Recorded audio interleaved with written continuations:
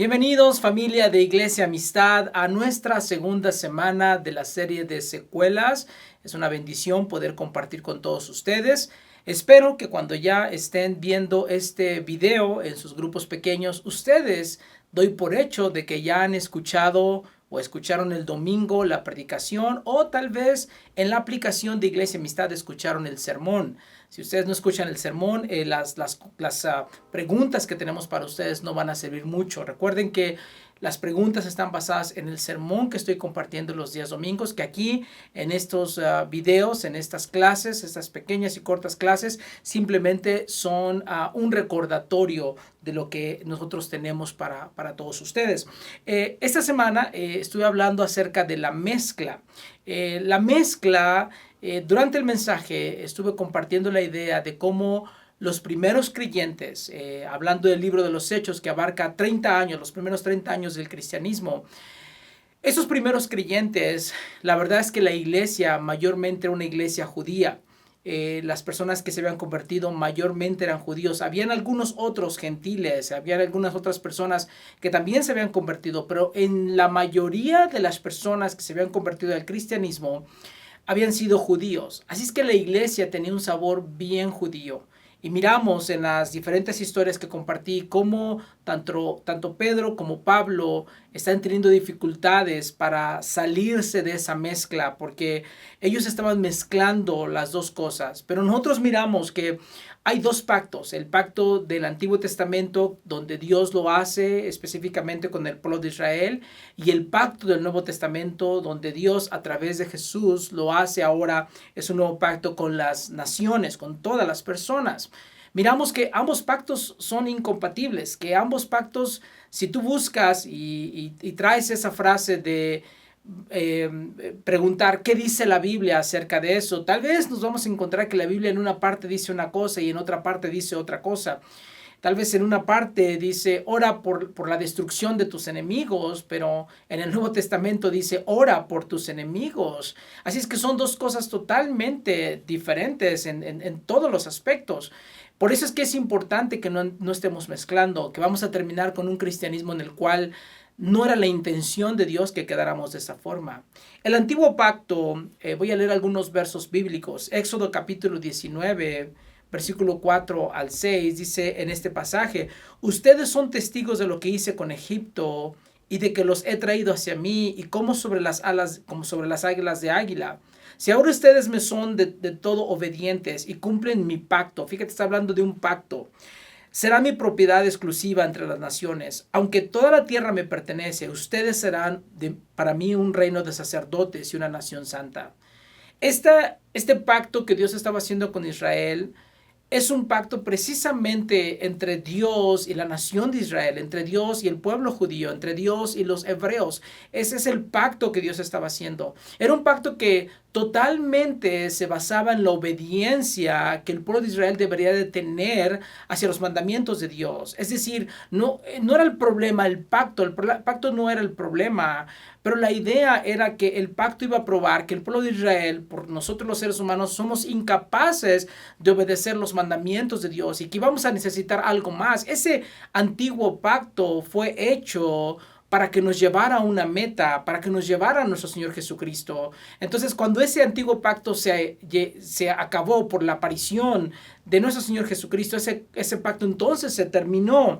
El pacto decía que si una persona pecaba, esa persona merecía morir. Entonces Dios estableció un sistema de sacrificios y ellos se acostumbraron a sacrificar para poder recibir el perdón de los pecados, pero nunca ellos iban a ser completamente libres de ese pecado. Ellos constantemente iban a estar sufriendo de esa culpa que tenían. Pero aún el apóstol Pablo nos vino a probar en el Nuevo Testamento que aún en el Antiguo Testamento la salvación también era por fe. Aunque los judíos creían que la salvación era por mi nacimiento, porque yo nací dentro del pueblo de Israel, entonces soy salvo, ahora solamente tengo que cumplir con los planes y los mandamientos de Dios, pero no es así.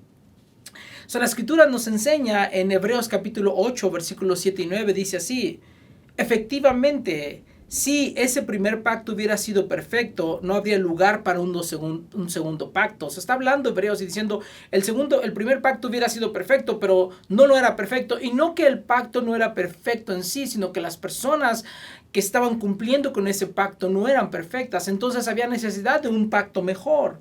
Dice, pero Dios, reprochándole sus defectos, dijo, vienen días, y señala el libro de Hebreos, señala el versículo de Jeremías 31, dice, si vienen días, dice el Señor, en que haré un nuevo pacto con la casa de Israel y con la casa de Judá. No será un pacto como el que hice con sus antepasados el día en que los tomé de la mano y los saqué de Egipto, ya que ellos no permanecieron fieles a mi pacto y yo los abandoné, dice el Señor. Ya desde el Antiguo Testamento, Dios nos estaba diciendo a nosotros que iba a venir un nuevo pacto. Ese nuevo pacto se vino a cumplir con la persona de Jesucristo. ¿Sabes tú que Jesucristo cumplió más de 500 profecías del Antiguo Testamento donde habla acerca de la venida del Mesías, del Salvador, del que vendría a salvarles a ellos? Jesús vino a cumplir con ese nuevo pacto. Dice la Escritura en Génesis capítulo 12, versículo 1 al 3, hablando de la simiente del hombre, dice así, Jehová había dicho a Abraham, vete de tu tierra y de tu parentela y de la casa de tu padre a la tierra que te mostraré. Haré de ti una nación grande, te bendeciré, engrandeceré tu nombre y serás bendición. Bendeciré a los que te bendigan y a los que te maldigan maldiciré, y serán benditas en ti todas las familias de la tierra. Mira cómo esta promesa de Dios a Abraham tiene que ver con la bendición para todas las familias, ya no solamente para el pueblo de Israel, pero para todas las personas. Este antiguo pacto señalaba, enfocaba hacia un evento que en el futuro ya no solamente se iba a abrir al pueblo de Israel, pero ahora iba a estar abierto a todas las personas. Y Jesús precisamente vino a cumplir con ese nuevo pacto. Hebreos capítulo 8, el versículo 6 dice así, pero el servicio sacerdotal que Jesús había recibido es superior al de ellos, así como el pacto del cual es mediador es superior al antiguo, puesto que se basa en mejores promesas. Dios nos había dado un pacto en el Antiguo Testamento, específicamente el pueblo de Israel. Ese pacto iba a ser cumplido por nuestro Señor Jesucristo y nos iba a dar nuestro Señor Jesús, Dios a través de nuestro Señor Jesús, nos iba a dar un nuevo y mejor pacto. Y nuestro problema, nuestro gran problema, es que terminamos constantemente mezclando esos dos pactos. Jesucristo inclusive señaló ese nuevo pacto en el momento de la última cena. En Lucas 22:20 dice así, de la misma manera tomó la copa después de la cena y dijo, esta copa es el nuevo pacto en mi sangre que es derramada por ustedes. Los judíos, los primeros convertidos al cristianismo, esos judíos tenían unas tradiciones bien arraigadas, bien familiares. Habían sido enseñados en esas tradiciones desde pequeños. Era lo que sus padres les habían hablado. Y ahora estaban recibiendo un nuevo mandamiento, un nuevo pacto que decía que el antiguo pacto ya no era válido, que había un nuevo pacto. Pero su tendencia, porque eran tan familiares con esto, era mezclarlo. Constantemente lo terminaban mezclando. Y cuando tú mezclas las dos cosas, ¿qué es lo que sucede? Déjame decirte 3 cosas que sucede cuando tú mezclas el antiguo con el nuevo pacto. Primero, empezamos a condenar y a juzgar mayormente a las personas. Las juzgamos, las condenamos. Porque el antiguo pacto precisamente nos declaraba eso. Es escucha al Dios de Israel, escucha a los profetas del Antiguo Testamento, señalando el pecado, señalando a los pecadores, señalando la rebeldía y lo malo que estaban haciendo. Y eso es precisamente cuando empezamos a mezclar los dos pactos, empezamos nosotros a señalar y a juzgar a las personas, aún por cosas que ni siquiera ellos han creído. Por ejemplo, empezamos a juzgar a los no cristianos porque no se comportan de una forma cristiana. Qué mal hacemos y qué tonto lo hacemos cuando empezamos a juzgar a esas personas que no son cristianas, pero queremos y las juzgamos bajo los mismos valores cristianos. Estamos muy mal. También lo que sucede es que los no creyentes ven a Jesús, ya no ven ellos a Jesús, sino que solamente están mirando a nosotros. Nosotros venimos a ser un estorbo para los no creyentes, porque los no creyentes solamente miran una mano amenazadora, un dedo que los está amenazando, un dedo que los está condenando, un dedo que constantemente les está acusando y les está diciendo, ustedes son pecadores y se van a ir al infierno si no se arrepienten.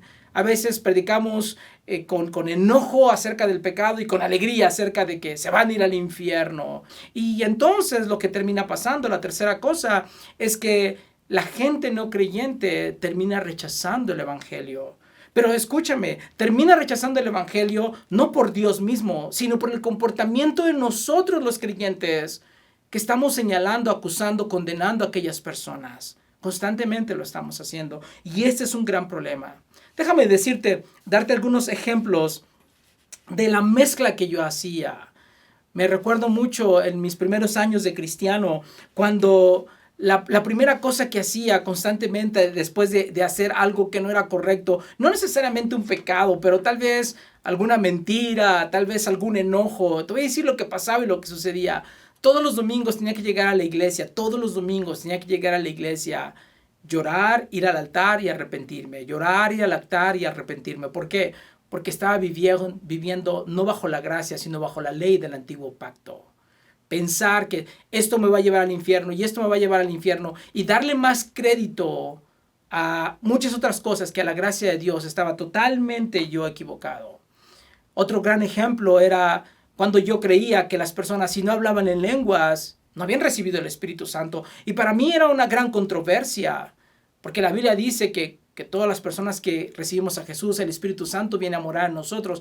Pero aparentemente lo que yo había leído en la Biblia es de que si no tienes el Espíritu Santo y si no hablas en lengua, con la evidencia de hablar en lenguas, entonces no tienes el Espíritu Santo. Y esa es una forma de mezclar dos cosas que nada tiene que ver, donde constantemente estoy buscando la evidencia. Dios tiene que ser así, así, así, de esta forma y de esta manera. Y realmente nos estamos equivocando. O sea, nuestro comportamiento viene siendo el mayor obstáculo para que los no creyentes se acerquen a Dios. El único obstáculo que esos no creyentes deberían de tener es decidir si aceptar o rechazar el gran amor que Dios les tiene. Ese debería de ser el único obstáculo y no nuestro comportamiento, no la forma en cómo estamos mezclando y haciendo un cristianismo que nada tiene que ver con el cristianismo bíblico. Y por otra parte, si vamos a criticar a la iglesia por las cosas nuevas, por la nueva estructura, me acuerdo algunas personas nos miraban como una iglesia falsa cuando trajimos a Santa Claus, o cuando de repente hicimos la cacería de los huevitos de Pascua. Uy, qué mal estaban diciendo las personas. Cuando de repente alguien celebra Navidad. Uy, esa iglesia no es de Dios. Tengamos cuidado. Y tengamos mucho cuidado. ¿Por qué? Porque tal vez estamos peleando con algo que Dios está haciendo. Nos estamos interesando en las cosas pequeñas, las cosas que nada tienen que ver con Dios. Y estamos simplemente estamos desanimando a la gente. Y tal vez, puede ser que tú y yo estemos peleando hasta con el mismo Dios.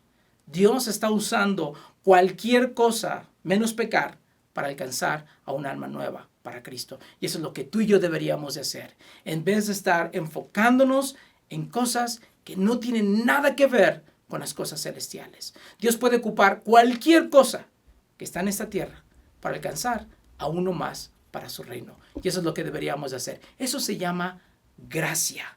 Ya no vivimos en la ley, vivimos en la gracia, en un nuevo pacto que es mucho más mejor que el primero.